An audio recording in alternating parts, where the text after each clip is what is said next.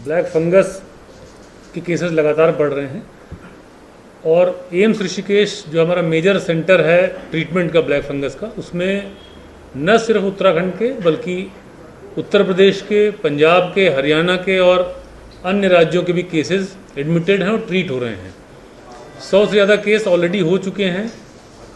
इसके अलावा हमारे अन्य मेडिकल कॉलेजेस में भी इसका ट्रीटमेंट चल रहा है।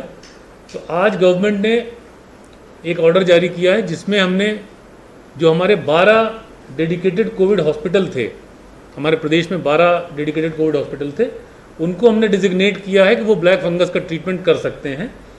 ये डिजिग्नेट करने का पर्पज़ सिर्फ ये है कि जो भी दवाइयाँ हैं क्योंकि शॉर्ट सप्लाई में हैं, उनको हम डायरेक्टली हॉस्पिटल को सप्लाई कर सकें और उनका मैनेजमेंट कर सकें, क्योंकि हर हॉस्पिटल में एक्चुअली इसका ट्रीटमेंट संभव नहीं है। दूसरा, हर एक हॉस्पिटल में ये सारी फैसिलिटी प्रोवाइड करना भी संभव नहीं है। इसलिए गवर्नमेंट ने ये डिसाइड किया है कि उन 12 अस्पतालों में जिनमें जो हमारे मेडिकल कॉलेजेस हैं, एम्स है और कतिपय अन्य चिकित्सालय जो बड़े हॉस्पिटल्स हैं जहाँ पे सारी फैसिलिटीज़ हैं, हर तरीके की मल्टी स्पेशलिटी विंग्स हैं, आईसीयूज़ हैं, बड़े सारी फैसिलिटीज़ हैं, उनको हमने डेजिग्नेट किया है। मैं आपको बताना चाहूँगा, जैसा आप जानते हैं इन 12 के अलावा किसी में इलाज नहीं होगा ब्लैक फंगस का? गवर्नमेंट नहीं सपोर्ट करेगी, क्योंकि हमको नहीं लगता है कि और कोई हॉस्पिटल इस सक्षम है इस तरह का इलाज करने में, इसलिए हमने ये डिसीजन लिया है। अगर भविष्य में कोई ऐसी स्थिति आती है तो उसको हम लोग फिर उस पर विचार करेंगे। तो इसमें एम्फोटेरिसिन बी का एक मेजर रोल रहा है ट्रीटमेंट में। अभी एम्फोटेरिसिन बी भी 2 तरीके की होती है, एक लाइपोसोमल होती है जो ज़्यादा इफेक्टिव है और एक नॉर्मल एम्फोटेरिसिन बी है। तो हमको अभी तक कोटे के हिसाब से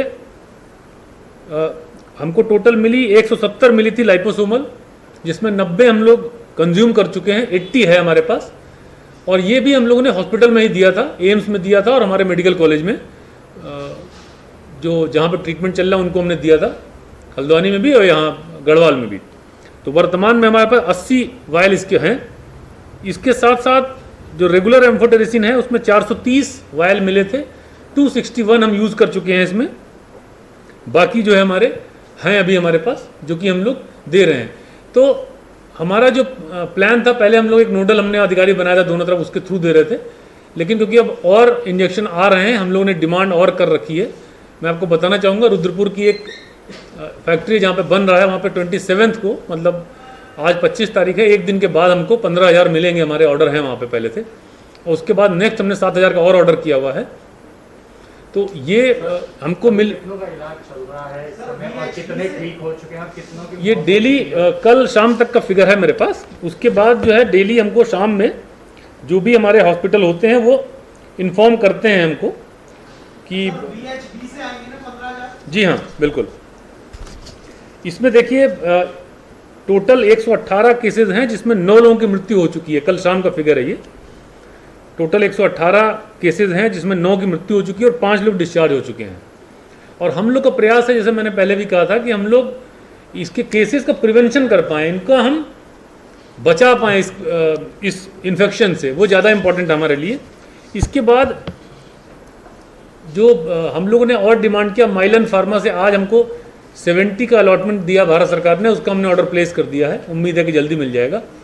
तो 15,000 हमें रुद्रपुर से मिलना है। उसके बाद नेक्स्ट लॉट में भी हमने 7,000 का ऑर्डर कर रखा है, तो टोटल 22,000 हमको वहाँ से मिलना है, जो हम कर चुके हैं। और हम लोग लाइपोसोमल के लिए भी ट्राई कर रहे हैं, जो इंडस्ट्रीज़ बनाती हैं 5-6, उनसे हम लोग लगातार संपर्क में हैं और कोशिश कर रहे हैं जितनी और ज़्यादा, जितनी जल्दी हम उठा सकें उसको ट्राई कर रहे हैं।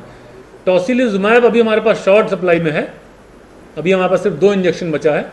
जितने हमको मिले थे उसको हम यूज़ कर चुके हैं।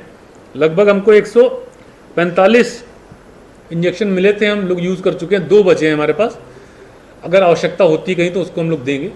और हमने फर्दर डिमांड कर रखी गवर्नमेंट ऑफ इंडिया से, हमने कहा है कि 100 का कोटा हमें और दे दिया जाए, जिससे आगे जो इस तरह की स्थिति आएगी तो उसको हम लोग मैनेज कर पाएंगे।